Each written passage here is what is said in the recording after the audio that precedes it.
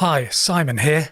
My new book, Verified Near-Death Experiences, Proof of an Afterlife, is now available for pre-order as an ebook and audiobook on Amazon and at Barnes & Noble.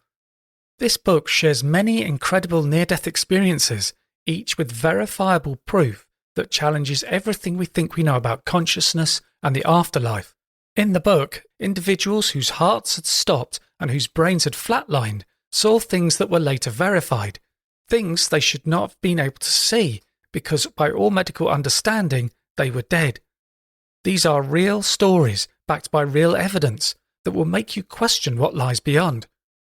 If you're fascinated by near-death experiences and mysteries of life and death, pre-order your copy today. Again, that's Verified Near-Death Experiences, Proof of an Afterlife, available for pre-order on Amazon and Barnes & Noble.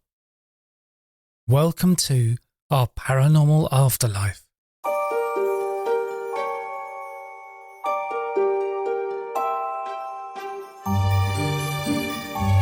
This is our Paranormal Afterlife, and I'm your host, Simon Bowen. And you can enjoy the extended version of this episode ad-free, along with over 100 hours of extended episodes on Patreon. This week I'm talking to Andy Myers about his book, Beyond the Veil, exploring reincarnation, angels and the supernatural. Andy is an acclaimed psychic who has been featured on many radio stations. He is a keynote speaker, podcaster, humorist and paranormal researcher. Hi Andy, thanks a lot for coming on the podcast. Yeah, it's my pleasure, Simon. Thanks for having me. We're going to talk about your book. It's called Beyond the Veil, exploring reincarnation, angels and the supernatural. But before we talk about that, you had a near-death experience, didn't you? Yeah, I sure did. It was my origin story, if you will. It was the catalyst of everything I am and everything that I do professionally. It took place in the fall of 2006, which seems like a long time ago already, coming up on 20 years. At the time, I was open-minded. I've always been open-minded to the paranormal and supernatural topics. Taking a mild interest, if you will, watching the occasional documentary, reading a few books. But at the time, I was a social worker. And so I was working in after-school programs and mental health facilities. And it happened at a pretty unassuming time in my life. At the time, I was living in an apartment with a roommate on the second story. And I went to sleep just like any other night. And in the middle of the night, I had an experience that I can only classify as a near-death experience. I woke up and I felt my whole body in this kind of euphoric state of I was vibrating and trembling, and I felt, quite literally unconditional love.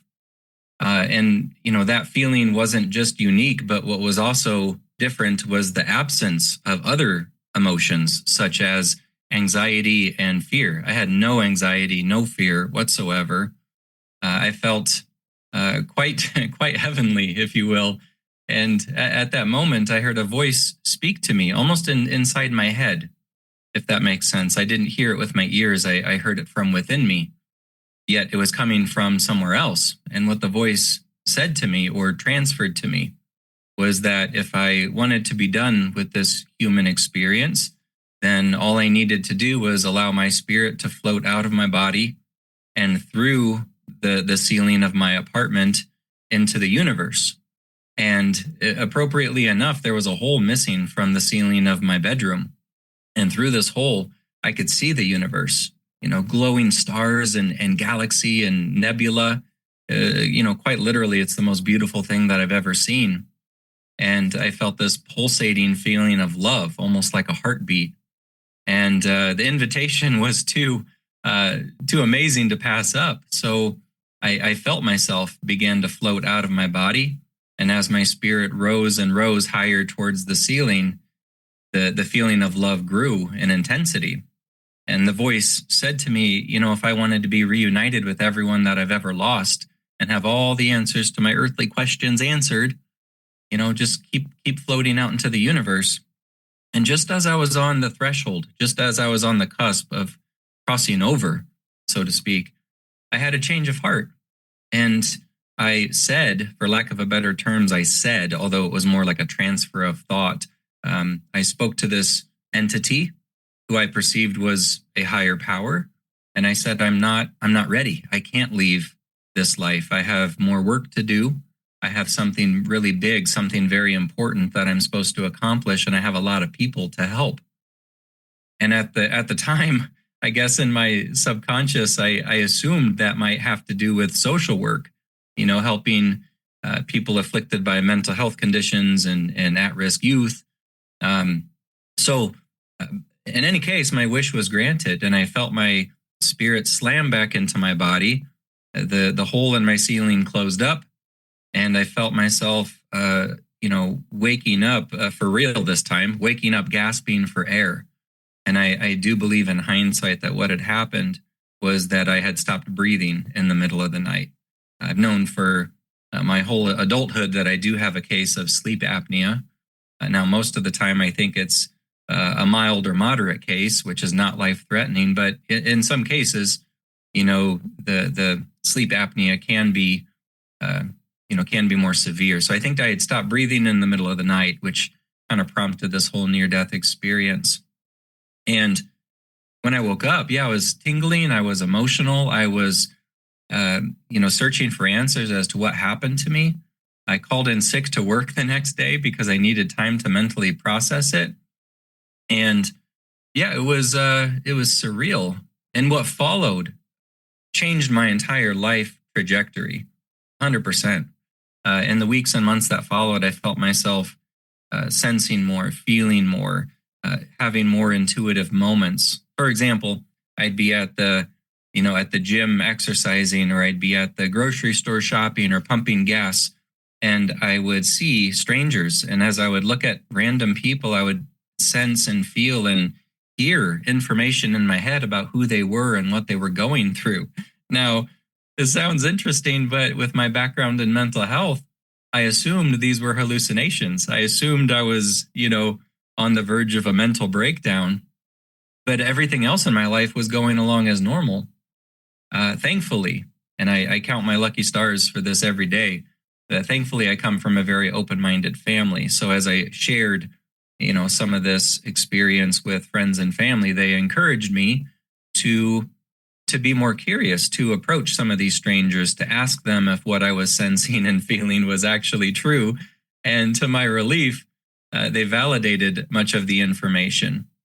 And, from that point on, it was just a matter of, a year or so. And I was invited onto a live radio show in my hometown of Omaha, Nebraska, a very popular radio station that's listened to by major cities. And I was kind of thrown into the deep end of the paranormal pool, and I started taking questions from callers and relaying messages from their deceased loved ones and telling them about their past lifetimes.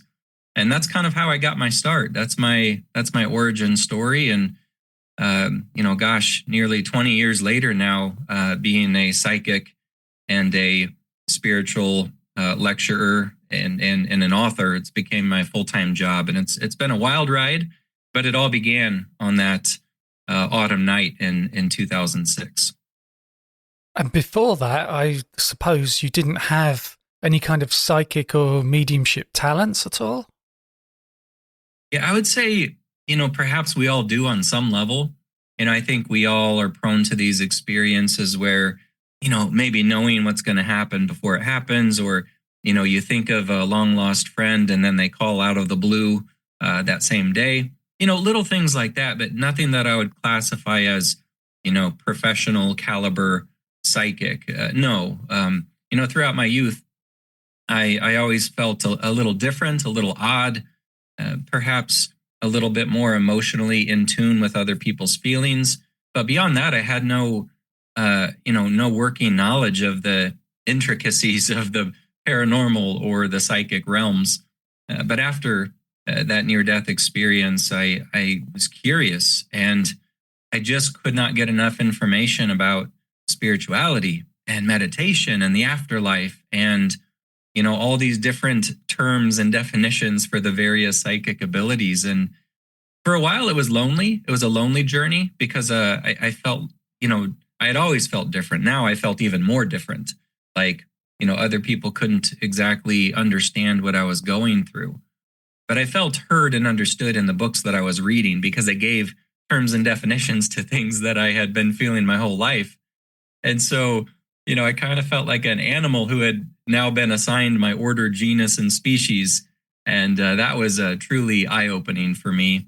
And so, as I began to educate myself and, things unfolded, I just began to meet more and more amazing people. And, a hobby of giving psychic readings turned into a part-time job and then a full-time job. And, before long, I was, making a full-time living doing it. And it's been a fun journey. It really has. It's been a really fun way to make a living. And one of my favorite parts is just meeting interesting people from all walks of life. People who have stories about angels and ghosts and their own near-death experiences, stories about miracles and synchronicities. And, and some stories people share with me defy all logical explanation. And those are some of my favorites.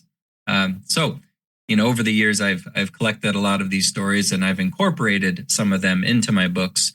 Of course, my most recent one, as you mentioned, is called Beyond the Veil, which is kind of a hodgepodge of various New Age subjects. But up until that near-death experience, I was very kind of limited in my understanding of the paranormal, but things took off very quickly from that point on. So the book is laid out as lots and lots of questions about all sorts of things. Where did you get the questions from? Is this mostly things that people have asked you over time? Yeah, so the book is a question and answer format, and the questions are exclusively from clients and people who have attended my lectures throughout the years. In fact, some of them are very recent, as recent as just a few months before the book was published. But I selected several dozens of questions ranging from ghosts to angels, past lifetimes, psychic abilities, signs and messages from heaven, and even near-death experiences. And I've addressed those within the book. So it's a pretty simple format, but I think it's a quick read. It's an easy read for those who perhaps are not avid readers or those who have a limited attention span, because each question is kind of a standalone segment. So I always jokingly tell people, you can read the book out of order if you'd like. It really doesn't matter because the segments are not interconnected. But it's kind of a couple pages here, a couple pages there. So it's a perfect book if you have 5 or 10 minutes and you just want to, pique your interest in these subjects. Well, I wanted to ask about one of your experiences when you say that a pack of cigarettes saved your life. Yeah, that's an odd one. That's an odd one because, as we all know, smoking is dangerous. It's deadly. It comes with a whole host of health risks. But once upon a time, I think this may have predated my near-death experience. But I was in my early 20s and doing what a lot of 20-something-year-olds do. I was, out at the bar with friends and having a good time and having drinks. And we ended up going to an after party in the wee hours of the morning at an apartment that I was unfamiliar with. It was actually a friend of a friend. So we kind of carpooled and we arrived there. And as people started to filter into the apartment, I didn't recognize a lot of the people. And as the night progressed, I started to become more and more uneasy. I'm a pretty peaceful person. I try to abide by the law, and I try to hang out with, like-minded, gentle, easygoing people, because that's who I am as a person. But the people who started to show up at this party were quite a bit different. They seemed a little more rough around the edges. Some of them were kind of intimidating as they began laying weapons on the table, knives, brass knuckles, even a gun. There was illegal drugs being distributed throughout this party. And, I was enjoying drinks like everybody else, but I didn't partake in illegal drugs. So very quickly, I felt very, very out of my element. And I was sitting in a chair, not knowing what to do or who to converse with. I couldn't leave because I didn't have my car with me. I had a designated driver that night. And, after a few moments, I wanted to get out of there. I was very, very uncomfortable. And so I stood to my feet and everyone kind of looked at me suspiciously. I don't know if they thought I was going to call the police or, make a run for it. But as everyone's eyes were on me, I kind of felt like I needed an excuse to step outside. At the time, I was a smoker. And I no longer am, but at the time I smoked, and I heard a voice inside of my head say, "Tell them you're going outside to smoke, and don't forget your lighter." So I thought that was odd, but, almost like an actor who had been given a line in a play, I said, "Oh, I'm just going out to smoke. Let me grab my lighter." So I stepped onto the outside balcony, and as I lit my cigarette, I heard a gunshot coming from inside the apartment. And naturally, my heart rate spikes. I panic. I open the door and I say, "What the heck happened?" And everyone's laughing inside, which kind of surprised me. So clearly the drugs were taking effect. People don't usually laugh at a gunshot. But what had happened, one of the guys was messing around with a handgun and had accidentally fired it. And the bullet had went through the backrest of the chair that I had been sitting in just seconds prior to going outside to smoke. And had I still been inside, had I been smoking, had I been sitting in that chair, the bullet would have went right through my chest. So whoever that voice was inside my head, whether it was, my dad who had passed away when I was a teenager, or whether it was one of my guardian angels, that's up for debate. But whoever that voice was in my head that suggested I step out and have a cigarette, I believe that voice saved my life. Because if it wasn't for that, I wouldn't be here today. Thankfully, I kicked the habit of smoking, but that moment, that night, I think is proof that even without a working knowledge of, how psychic abilities work, and even without, being able to, access it willingly, sometimes we have these moments, whether it's at the right place at the right time, or perhaps the wind blows just right, and we receive a message from the beyond. And in some cases, they can save our lives. In other instances, they can guide us to, a better life path that might be more beneficial for us. So, all joking aside, I always tell people, pay attention to the voices in your head. Sometimes they occur there for a reason. And when we listen to our intuition, good things tend to happen. So when we don't listen to our intuition, we can make life more complex, or, even to the more extreme, we can jeopardize our own life. But in any case, I'm very thankful that I listened to that voice in my head, and I'll never forget that night, obviously. Did you ponder on it a lot straight afterwards? Was it something that kind of died out of your thoughts quite quickly and you just got on with your life? I think at the time I kind of just got on with my life. I found it strange. I found it odd. I was grateful, that I had listened to the voice. But, life went on and I just continued doing my thing. I think I believe I think about it more nowadays than I did back then. Now that I understand more about how, psychic abilities work and how, divine timing and synchronicity can occur.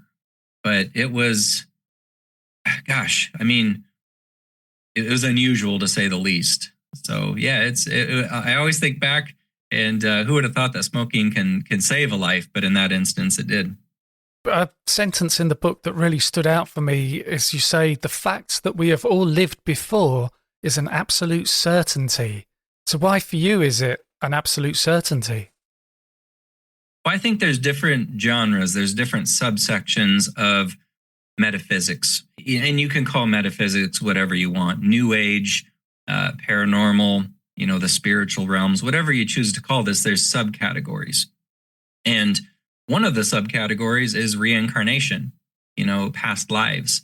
And I think it's a phenomena that comes with so much tangible, factual proof that it's absolutely undeniable, even to skeptics. There's some skeptics who may scoff or raise an eyebrow at the thought of past lives.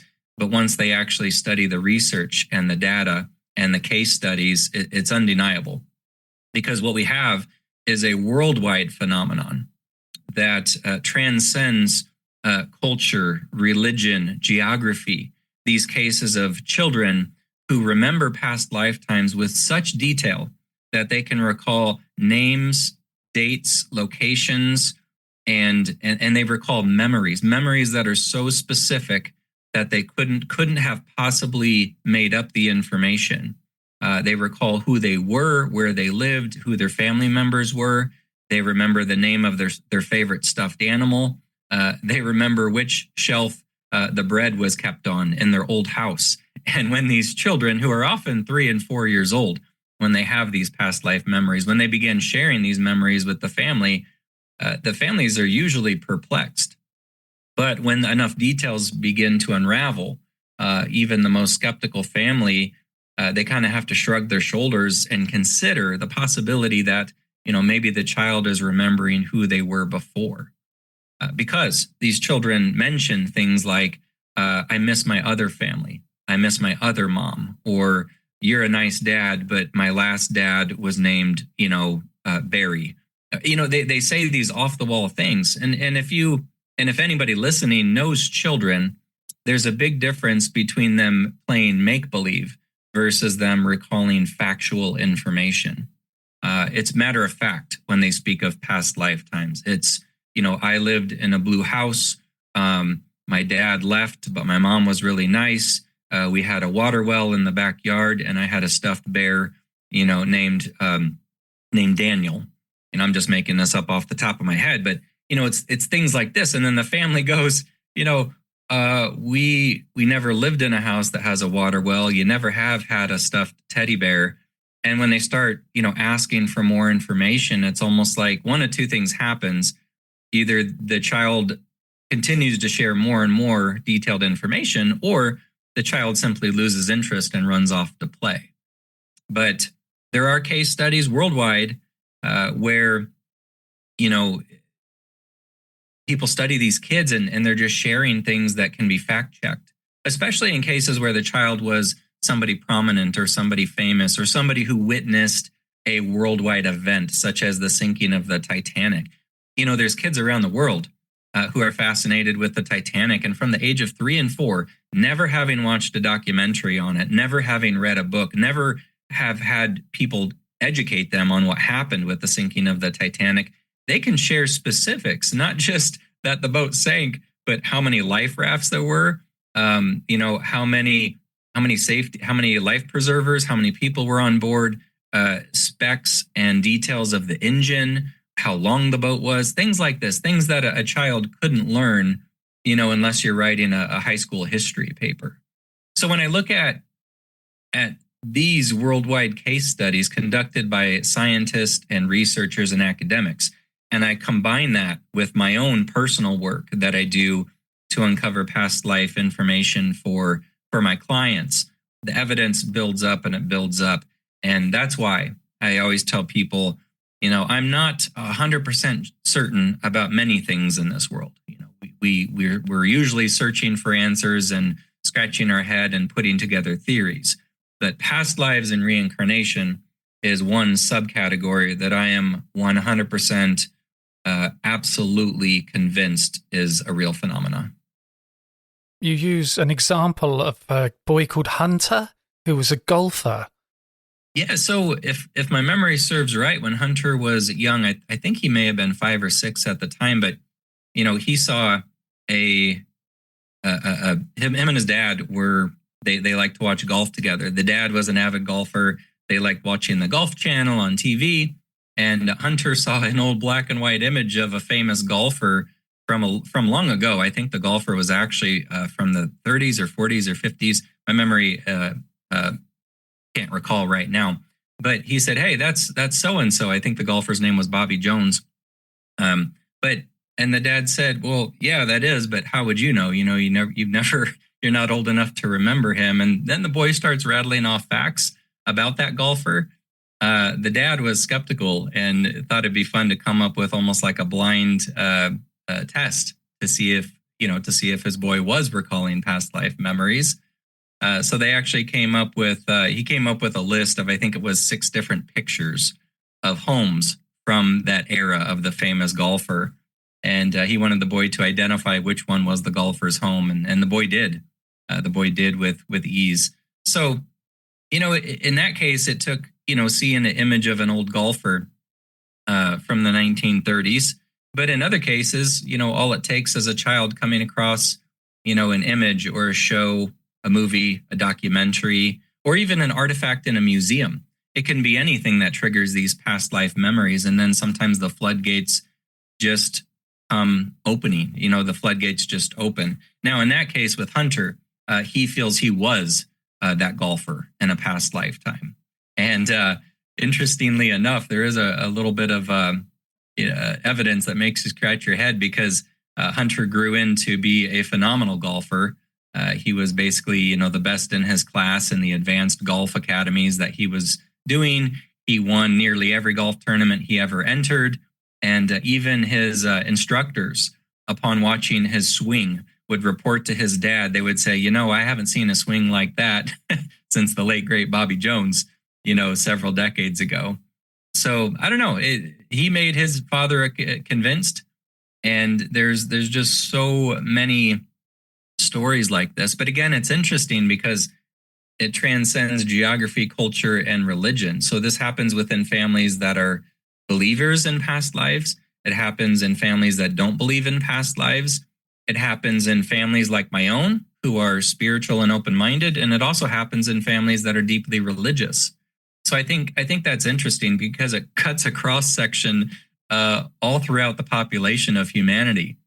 And, I just find it hard to believe that all of these kids could be lying or making things up, especially when the information can be fact-checked.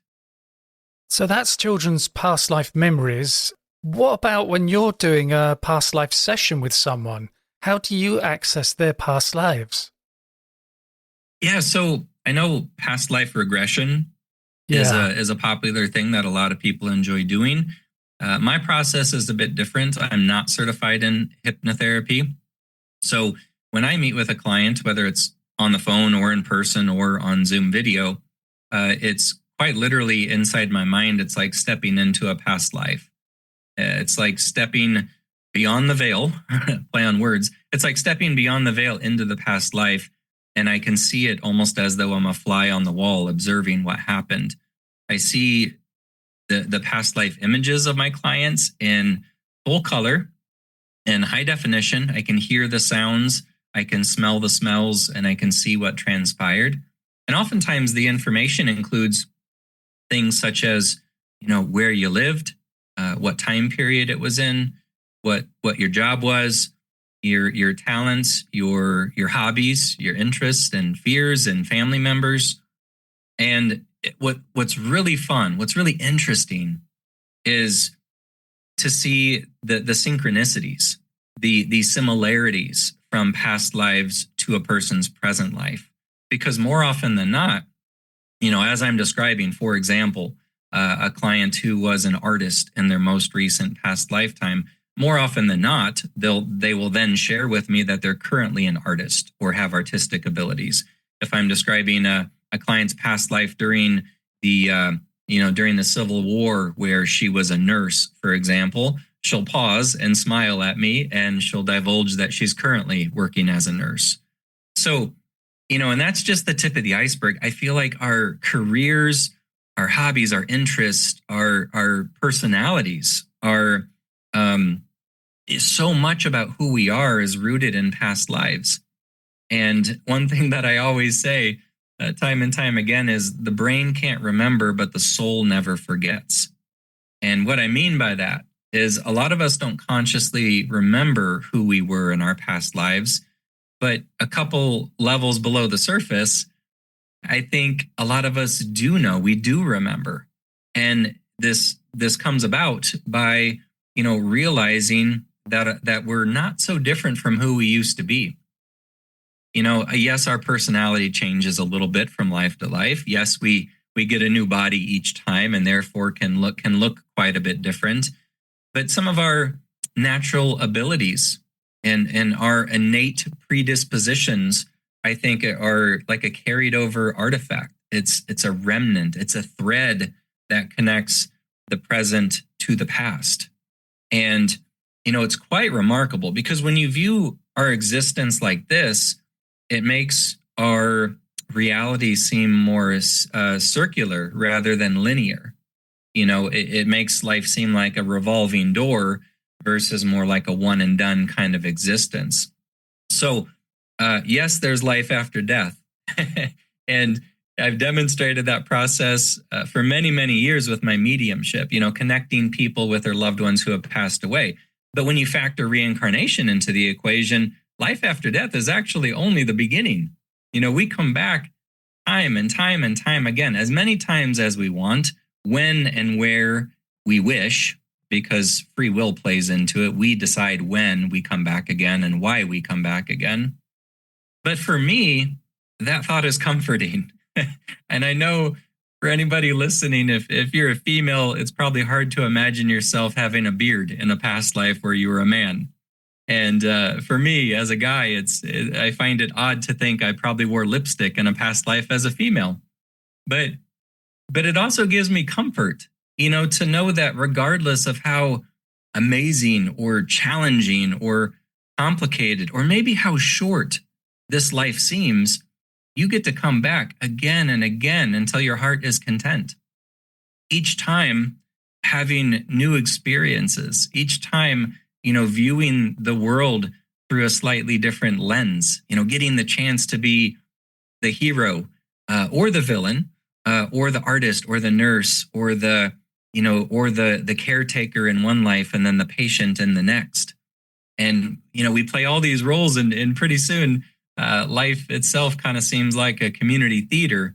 And each life is almost kind of like a different production or a different play where we're playing a slightly different character than the time before. So for me, past lives are the subgenre of spirituality that I'm most passionate about, that I'm most fascinated by. And my most recent book, Beyond the Veil, touches on it quite a bit, but so do my other books. I came out with one a few years back called Old Soul, Young Spirit, and that talks extensively about past lives and how they affect our current one. And prior to that, I wrote my memoir, which is called The Sky Diaries, A True Story of Reincarnation. And in that case, that's my family's life story about how we eventually throughout the years connected the dots to uncover evidence that we have all shared previous lifetimes together. And the book culminates in discovering that my daughter is the reincarnation of somebody that I lost that was very important to me years and years ago. Hello, Simon here. I conduct past life regression therapy sessions over Zoom, and these sessions can be very insightful and healing. If you go to my website, pastliveshypnosis.co.uk, you can book a free 20-minute consultation where we can discuss what it is you would like to achieve. You'll find the link to my website in the show notes. So when you tap into somebody's past life memories, you get very much involved in them, enveloped in them in a way. So do you ever come across traumatic events? And is there a kind of thing where you have to protect yourself? Yeah, that's a good question, Simon. Enveloped is a good word. I do feel like I'm enveloped by a person's past lifetimes when I'm doing that process. It's like stepping into a movie or a fantasy book. I feel like I'm actually there.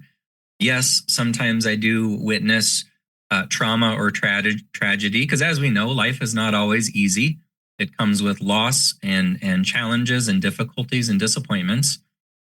And sometimes those are uncovered in past life events.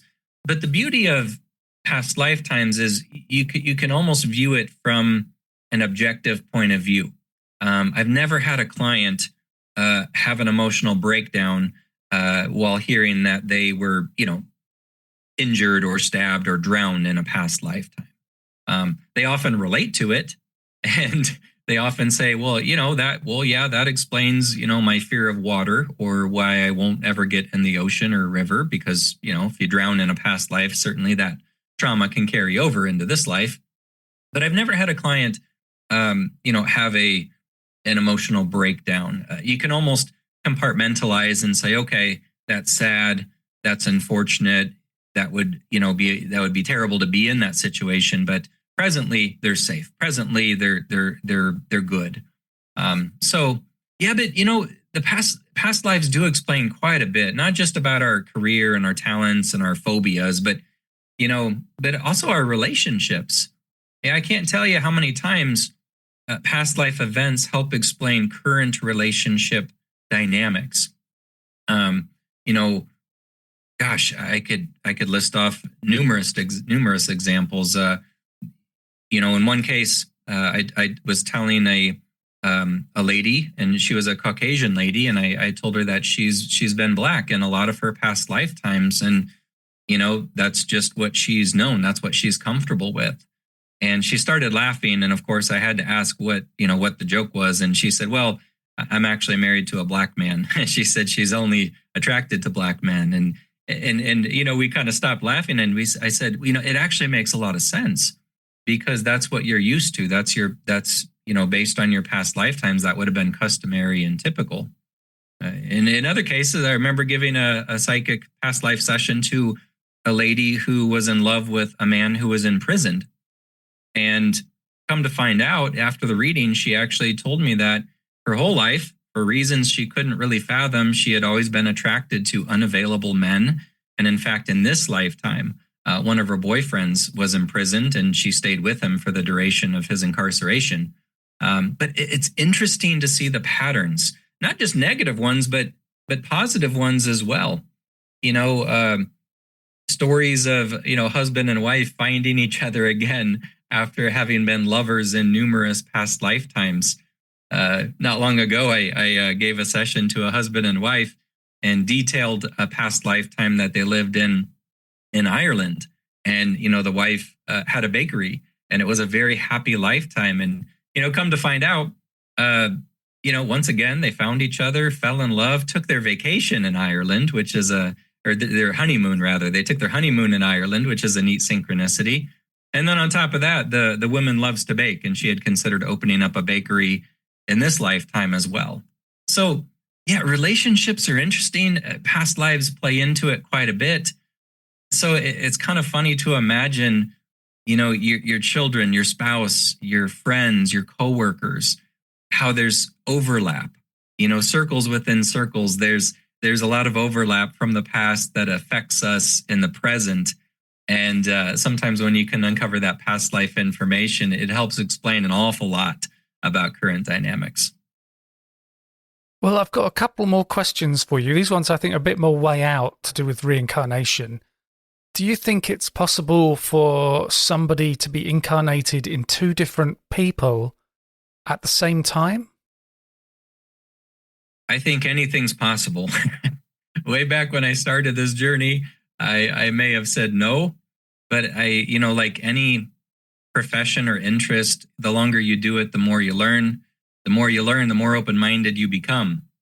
And I've concluded that, this world, our existence, this reality is far more strange than we can possibly comprehend. Yes, I do think it might be possible for a soul to be in two different people simultaneously. And not only do I believe that, but there's some of the most intelligent, world-renowned experts in physics and in science agree with me.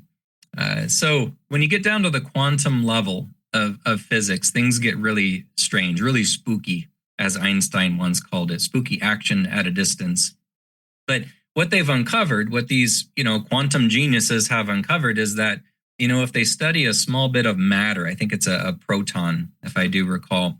But if you study a small bit of matter, they've conducted studies that prove that it's possible for little bits of matter to exist in two different places simultaneously.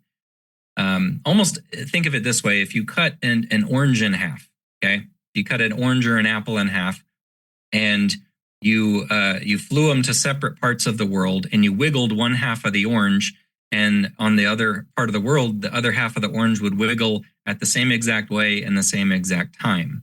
That's what we're talking about. One object split into that seemingly still has consciousness, as though it's still connected, with no lag, no delay. And it's interesting. So you scale that up, and you start to wonder. Oh, by the way, that's called quantum superposition. Two things existing simultaneously in two different locations. Quantum superposition. Some people call it bilocation.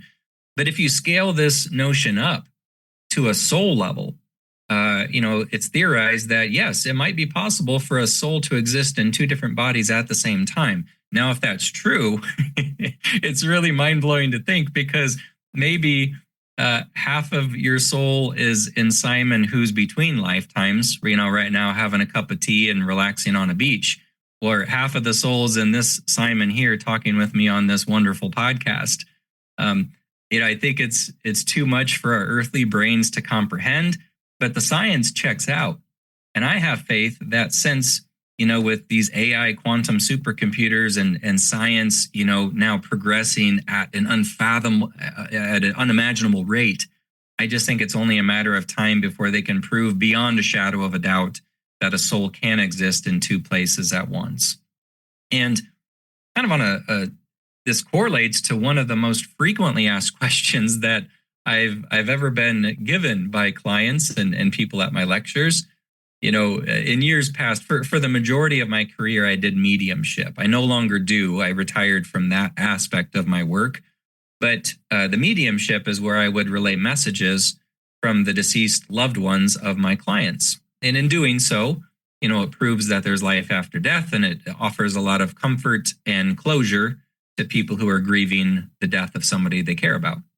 And people would always ask me, how is it possible for a medium to communicate with somebody in the afterlife if that person's already back, somewhere else on the planet living another lifetime? There's two answers to that question. First, it's customary for a person to take several decades to rest between lifetimes. Okay, so if I'm relaying messages from Uncle Gary, who passed a couple decades ago, chances are he's still in the afterlife, catching his breath and relaxing. If Uncle Gary or whoever is back living another lifetime, it's still possible to communicate with him for the reasons we just talked about. Part of his soul would be in the afterlife, while part of his soul would be here living his next human incarnation. Have you ever come across lives on other planets when you've been doing this with your clients? Unfortunately, not yet. Not yet. I relish the chance to do that. People often ask me that question as well. However, I have met several individuals, normal, everyday people, who feel in their heart of hearts that they've had past lives on other planets. And again, who am I to say that's not possible? And I think it's entirely possible. I think any living entity, whether it's a human or your pet dog or a plant, even a plant can have consciousness. So I think, all living things have energy. You can call it a soul. You can call it an energy source. But because that's true, alien life forms would also have a soul. And so, yeah, who's to say? I do think it's possible that a person could incarnate on a different planet, or an alien species could incarnate as human. And just because I haven't come across it yet, doesn't mean it can't exist. The universe is 13.7 billion years old. Earth is only 4.3 billion years old, roughly. And so, you have to think there have to be advanced life forms somewhere out there in the cosmos that are millions or billions of years more advanced than humans. That being the case, they've probably had a lot more lifetimes than we have in the past. And off topic, yes, I do believe some of those civilizations have been visiting Earth for a very, very long time, and quite possibly are walking among us as well. But that's a topic for another show, I suppose. So in the book, you say that you were studied by a neuroscientist, Dr. Jeffrey Fannin. Yeah, I was. Dr. Jeffrey Fannin, at the time, I'm not in touch with him anymore, but at the time he was based in Phoenix, Arizona, here in the United States, and he was visiting my hometown of Omaha for one of his offices or associates. And this was very early on in my psychic career. I think I had only been giving official psychic readings for a year or less, but through a mutual acquaintance, I was invited into his laboratory, and he was a very open-minded person, which is refreshing to, to know that some of the scientists out there do believe in this kind of thing. And being as open-minded as he was curious to see what my brain looked like as I was giving people psychic information or past life information. So they hooked me up to they basically put a cap on top of my head that was hooked up to all these sensors and wires that connected to a computer. And they were studying my brainwaves as I was, in that intuitive mindset. So I gave a psychic reading to his assistant. They took pictures of my brain. A couple weeks later, they crunched the data. He gave me a phone call. And of course, as any neuroscientist, he's a pretty smart guy. So he's using terms I'm not familiar with. And I stop him and I say, okay, Dr. Fannin, can you simplify it and explain it to me like a kindergartner? And he said, sure. And he said, basically, when a person is actively giving a psychic reading, he said, your brain was lit up like a Christmas tree. There's different parts of the brain that were working in unison that don't typically work together at the same time. And, for instance, when the room was quiet, because they were recording audio at the time as well, in a moment where the room was quiet, he said my brain was showing indications that I was hearing voices, like I was actively listening to somebody speaking to me, but the room was quiet. So he said, if you're looking for proof that you are in fact hearing from invisible entities, from the beyond, he said, this is it. Because, it was no different than as if somebody was speaking to you in the room. Your auditory center was engaged. And at the time, I remember I was speaking with the spirit guides, the guardian angels of his assistant. So yeah, he said it's really interesting, to study the brain, to see what it does, and the fact that psychic abilities consume so much headspace and brain power that it can be quite fatiguing. And I said, well, that makes sense because, gosh, thinking back to when I was employed as a social worker, an 8-hour workday wasn't nearly as tiring as 3 hours of giving psychic readings. And he says, well, yeah, that actually makes sense, because he says you're using more than 3 times the brain power to do what you do intuitively. So that was interesting to have a little bit of scientific support that that people in my profession, that what we do is legit, can be studied, can be verified and validated. So for me, that was kind of a fun process. Although I will say that during the process, it was kind of uncomfortable at times, because as they put the skull cap on my head, there's like this goop underneath of it, and it was running into my eye as I was trying to concentrate. So the conditions weren't necessarily ideal, but it made for a fun story after the fact.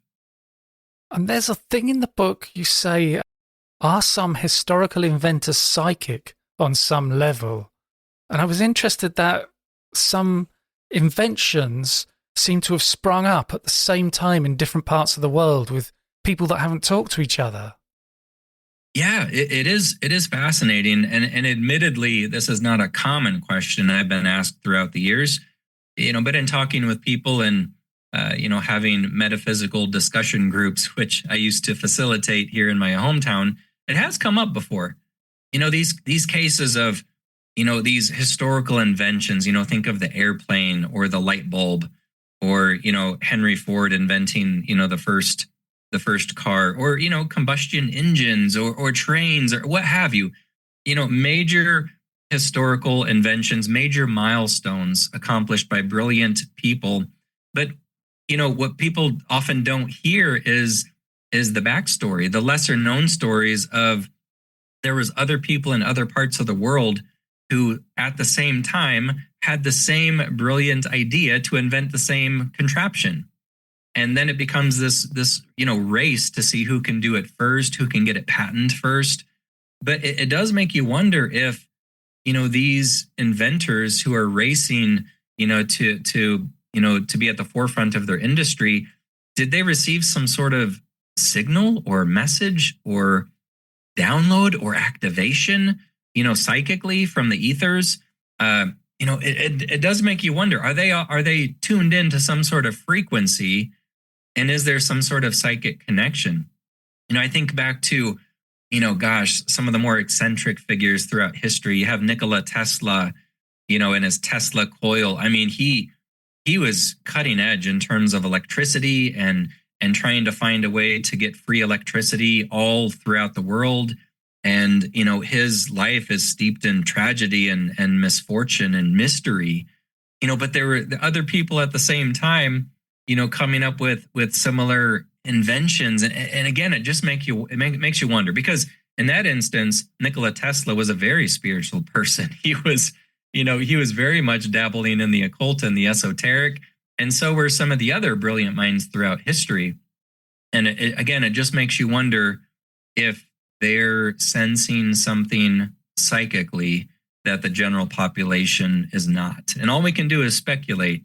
But I do think there's a connection between, creativity and intelligence and intuition. I think, generally speaking, intuitive people are very smart. Smart people are very intuitive. And I don't think you can reach that level of human ingenuity without, being a little bit psychic, thinking outside the box, being creative enough to visualize something that's never been created before. So yeah, it's very interesting. It was a fun one to research and talk about in my book.